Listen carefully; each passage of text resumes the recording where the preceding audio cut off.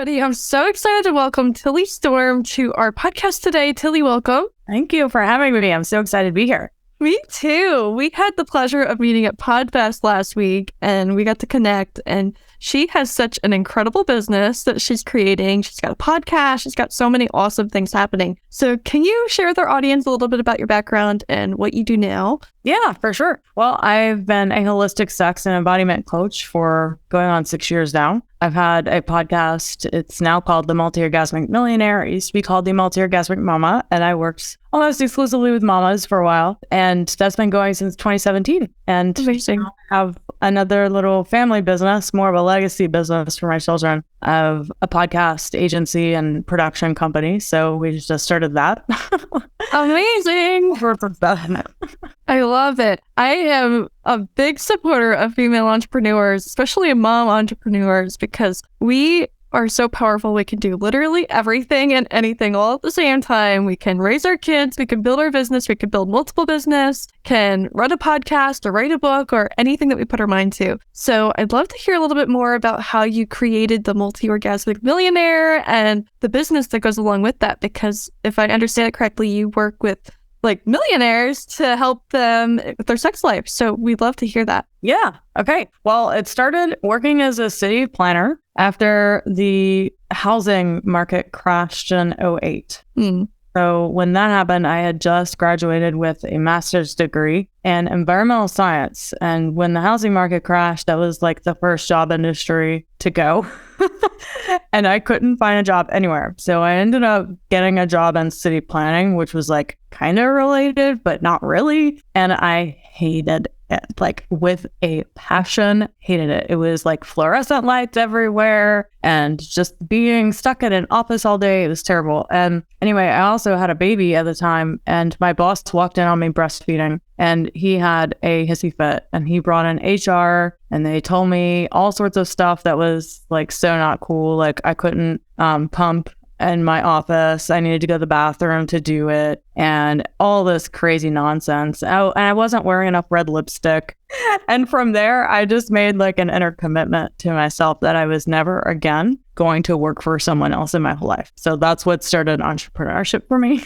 I love it. I love it. I have a very similar story, like working in my office. It was like 4 foot by 8 foot wide. Like I would walk in and there'd be mouse poop on my desk, like fluorescent lights that would give you a migraine, like no windows. Yeah. Very empowered to like start your own business. And I'm sure everybody can relate to that kind of story. They've had an awful boss that they worked for, a bad work environment, and there's nothing like being an entrepreneur. Yeah, exactly. So I made that commitment to myself. I was like, I am going to show these kids that they were two babies. They were 3 and 6 months or 9 months at the time. And I quit, got fired. I don't even really know anymore. The story's all jumbled in my head, but I was like, okay, I'm going to show them that you can do what you love and make a great living doing it. And I did. I started as a doula and a midwife. I worked in a birth center for 7 years. Nice. And that's kind of how I got into sexuality work, was after seeing so many women struggle with their sexuality after having children. So that's when I had already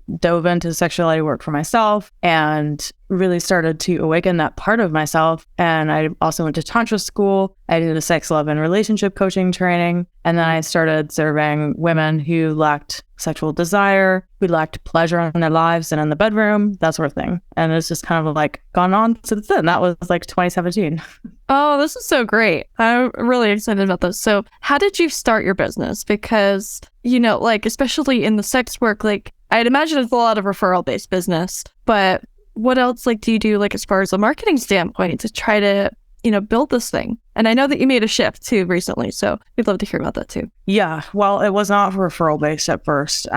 Actually, it was a fairly wide open market. Really? Yeah. So there were no legit like sex, love, relationship coaching trainings out at the time. And it was like if you stood out on social media and said you were a sex coach, everyone was like, oh my God, what? Like, what is that? I don't even know what that means. And they were very intrigued and interested. Well, now there's like tens of thousands of them because there's been a sex love relationship coaching training that's pumping out hundreds, almost to 1,000 a year. So it's not so like taboo or crazy anymore. But when I started, it was the first year that the program had started. And yeah, it was really easy to get clients at first. I had started working in a yoga center in New Orleans, which is where I'm from. And I did some workshops in a yoga studio. And I got some high ticket paying clients. My first coaching package I sold at $1,750 for like 8 sessions. Nice. And I got her from the in-person workshops.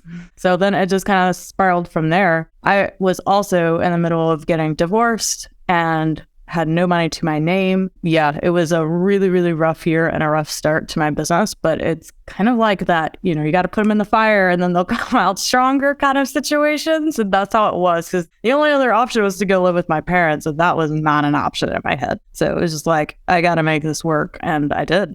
Yeah, let's talk about that again a little bit, because that's the shit in like entrepreneurship that like, especially as a mom, like people don't talk about enough. And it's like, you have like, everybody goes through that and it looks different for everybody. But for us, like my husband came full time in our business, and then we had to send him back to work because we weren't making any money. Like we need more money to be able to support our family and everything. Yeah. So can you talk about that a little bit more? Like what that really like rough stuff looked like, because it's tough. And how did you get through it, especially mindset wise? Oh Lord. Yeah. I would not wish that year on anyone.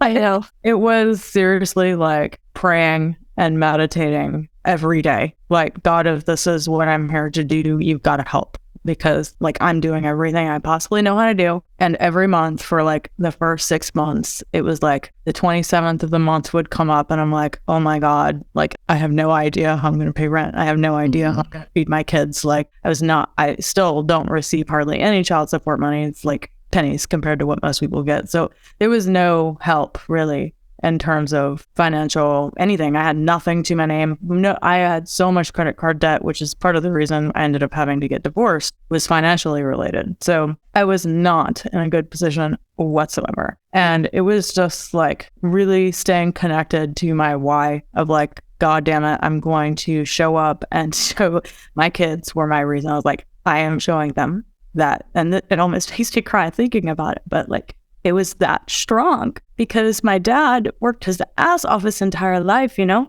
and I did not want that to be my kid's story. I didn't want that to be like, you have to do this drudging job that you hate just to get by and make ends meet. I was like, I'm not going to show them that. And just getting up every day and staying so connected to purpose. And like, I know this is what I'm here to do. I know this is what I'm here to do. Please help. And every month it would work out. I would pay the rent. And it was just like, oh my God, I don't know how I even did that. Like, I don't even know where these clients came from, but they did. And then eventually it got to where I had like 18 private clients at once. So I had upped my prices pretty immediately to $2,500 and then to $4,000 and then to $5,000. So yeah, I was getting a lot. And then I had like 18 at once. And then I was like, okay, I didn't even know what scaling a business meant. And I hired my first business coach, and I had made like $24,000 in 1 month. And this was like, so I started in like July 2018. And this was like March 2019. Amazing. And that's when I started to scale and do a group program because I was too busy. Yeah, that's a good problem, especially like it's amazing to see your growth, that you went from not being able to pay rent and wondering how you're going to make it literally to next week to having $24,000 in a month with 18 clients that are so excited to work with you. Like, that's incredible. And I hope that you give yourself like a hug every day for that, because that's seriously incredible and you should be proud of yourself. Yeah, I am. Thank you. Of course. So tell us what your business looks like now, because you started with the group program in 2019 and now you're working with like top of the line, like clientele. So tell us a little bit about that. Yeah. So making the shift, it was coming to be really clear to me that I kind of feel that programs only have they have an expiration date. I don't know if you've witnessed that so far. Have you seen that? I feel like it's very saturated right now. So like, I feel like that is part of the problem too, is that there's so much coming out into the online space right now. Like everybody feels like they're being sold to, which is an interesting kind of thing. So I'm curious, like how that, like what you're experiencing in line of like sex coaching. Yeah. Well, I definitely noticed that it felt like what I was doing, even though it was working and I was getting amazing results for clients. I did it for 2.75 years. I ran only one program. Nice. And eventually it just stopped like being as prosperous. And I'm like, okay, what's going on here? And then there was this huge shift within me of where I really was stepping into my worth around working with people. I'm like, dude, I'm worth more than $5,000 a person for a group program. I know that the effect and the change and the transformation that I help people through is worth so much more than that. And I didn't have a blueprint for it until I met some other super high level coaches that were charging like $100,000, $1 million to work with them. And I was like, oh my God, you can even do that. That's the beauty of like putting yourself in those kinds of rooms though, isn't it? Like that you didn't even know that those things were possible until you're in that space and you're surrounded by people that are charging that amount to be like, oh my God, I'm worth so much more than $5,000. Yeah, exactly. So it was really a big shift for me early fall last year of like, okay, well, this is the direction I want to go. And I will be straight up with you. I'm not completely where I want to be. I'm not there yet, but I know where I'm heading. And I know that the changes within me and, the story that I'm currently living are all part of the shift that is going on in my business. And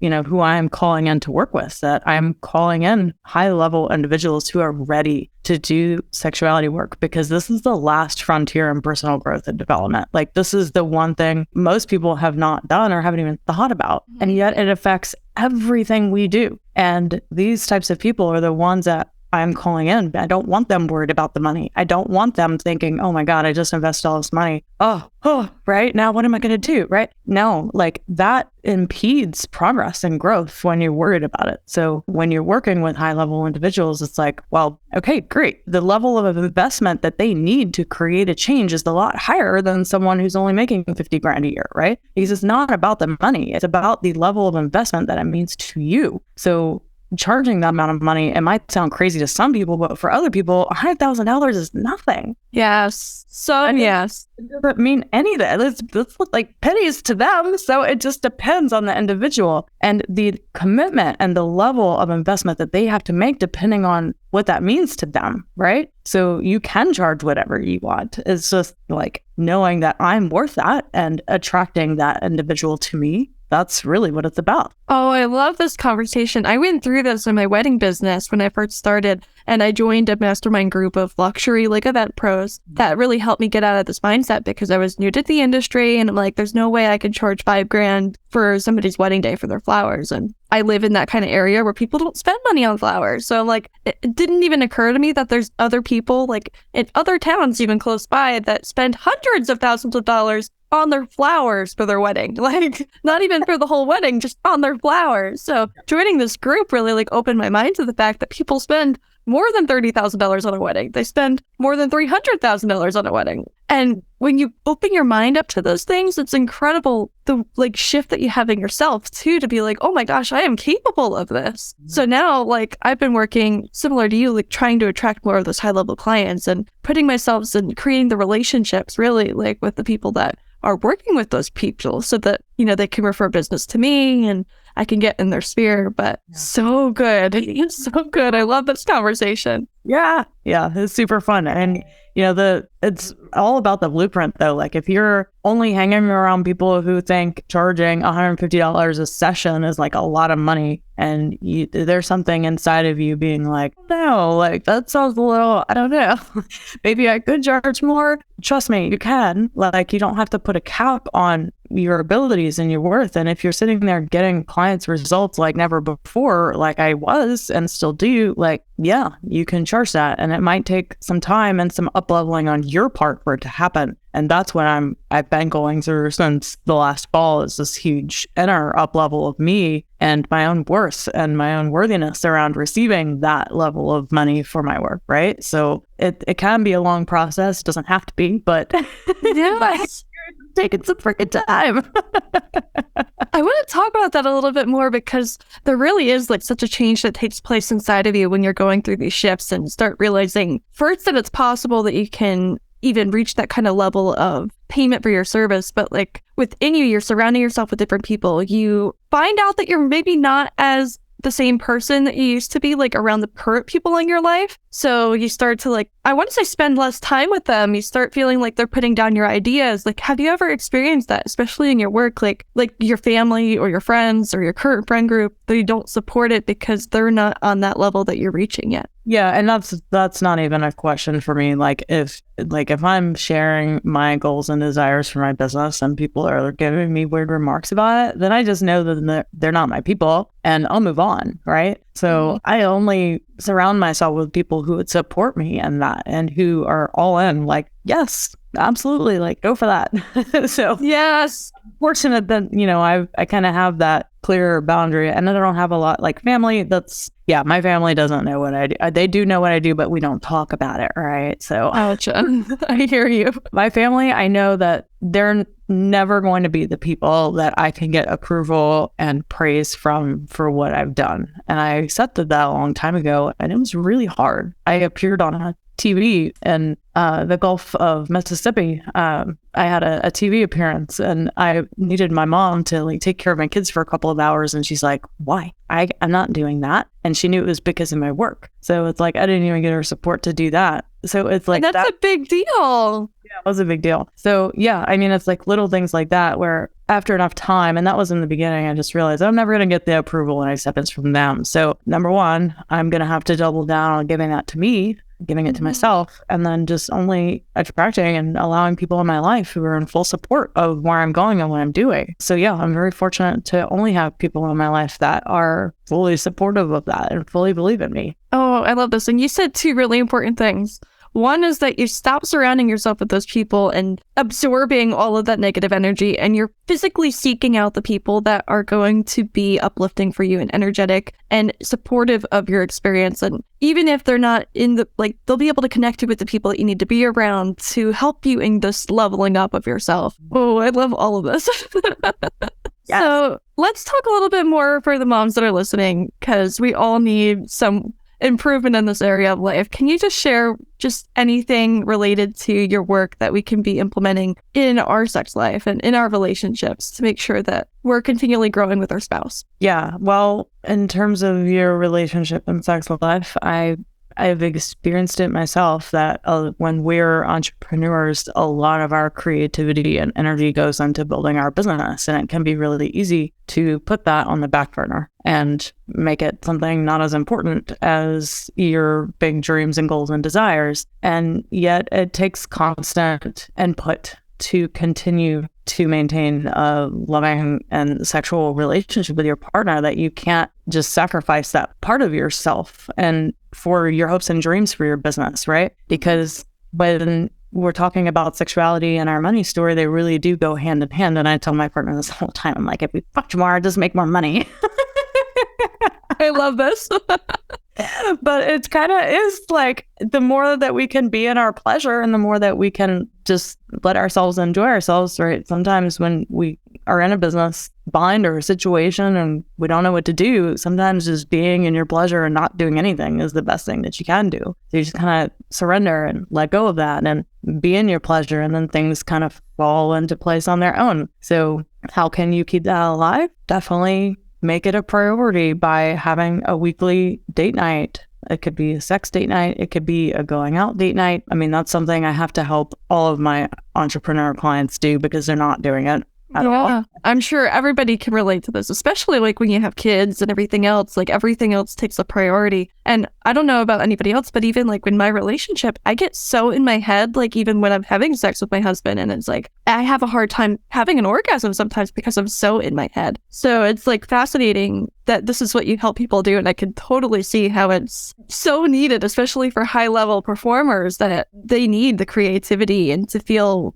the release and the stress release and all of those things. Yeah, for sure. I mean, there's definitely making it a priority by having regular date nights and sex date nights, but also getting out of your head is like a thing across the board for most women. And it really has to do with how you're erotically wired and, a lot of our conditioning too, that as young girls, if we're now in our 30s, 40s or beyond, most of us were raised to like, got to be perfect. You got to make all the A's. You got to do good in school. And go to college, get a good job, all that. It definitely has rewarded us for being in our heads, right? All of that. So all of the things that have made you successful in your business or your career or whatever, those are all of that wiring and conditioning is exactly the opposite conditioning and wiring that needed to happen to provide you an amazing, epic sexual experience, because they're two completely different parts of the brain going. Like when you're in your head, you're using your cortical thinking brain. When you're having great sex, you are not, because I guarantee everyone who's listening to this could agree that the best sex happens when you're not thinking.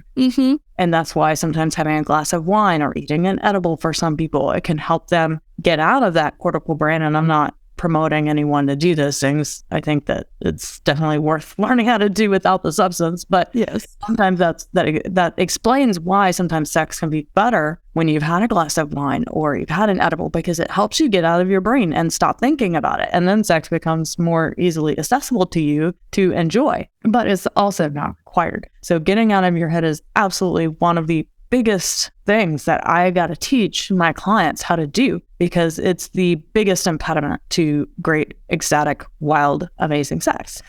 So, yeah. So good. I love the work that you're doing, and I think it's so needed. And I feel like most people don't even realize that they need it until they experience it, or they hear somebody else talking about it, or listen to your podcast or anybody else's podcast that may have mentioned something like that. So good. So can you just share one last tip with our audience that they can be incorporating, whether it's business or relationships or just life in general, to really make the best of both worlds when you're a mom in business and trying to enjoy everything that life has to offer and build a successful business? There's so many things we're trying to do. So what can they do? Well, in terms of business, just staying so connected to your purpose, because there will be times, they're inevitable, where that will be the only thing that keeps you going. And I've probably been there about 10 freaking times since I started, where I'm like, dude, screw this. This is too hard, and that's where most people quit and they just go get a regular job. And to have that sort of tenacity and stick-to-itiveness of having a purpose and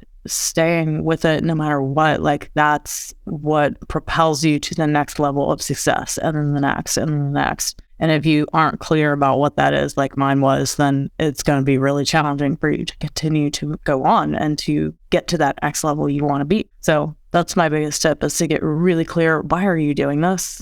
Yes. If you aren't sure, it's going to be hard to continue to do it. Yeah. I think that that's so important to keep coming back to, because your why can shift, especially as you change.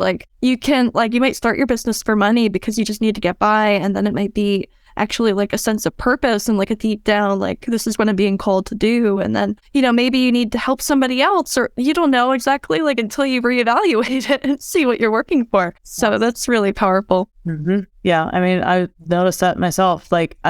I completed, I can check that box. Okay, great. I showed my kids that you can do what you love and make a great living doing it. I did that. And, starting last year was that really big shift for me. And now stepping into a greater purpose, a different why, right? I've had to really evaluate that for myself recently. How has that shifted and changed? And right now I have teenagers, and it's more about, what the heck am I leaving them? They're not going to need a sex coach. They can't replace me, which is the whole reason I started the podcast production company, because it was oh, it's my legacy. This is my why. I want to leave them something they can step into and sell eventually. Mm-hmm. So that's a new why for me. So yeah, it's all about being, knowing when that's shifting and changing into something else. It can take a while too. So good. Can you just share with everybody where they can find you and, all that stuff, your name of your podcast again, so that they can listen in? Yeah, it's the Multi-Orgasmic Millionaire, and you can book a pleasure assessment call. So I would do free assessment calls on pleasure with people to really help them understand what their blocks and obstacles are and how to overcome them. You can book that at tillystorm.com, and I'm sure you'll post any of the free resources. I've got all sorts of free resources. If you just go to the website, just pick what you feel called to, and that's there for you. Awesome. Yeah, that's all going to be in the show notes for everybody, so they can find it easy. And are you on Instagram that they can follow you? I am, but I will be 100% honest. I don't post on social media anymore. I only they don't like sex coaches. So that's fair. Okay. But I do have an Instagram following, a pretty decent one. And I do check at DMs. I just don't really post on there. So yeah, get on my email list, get a freebie, go download something. And that's how I stay in touch with people. Awesome. Perfect. Thank you again for being on the show, Tilly. This has been amazing. And I'm so glad that we connected at Podfest last week. Yeah, me too. Thank you.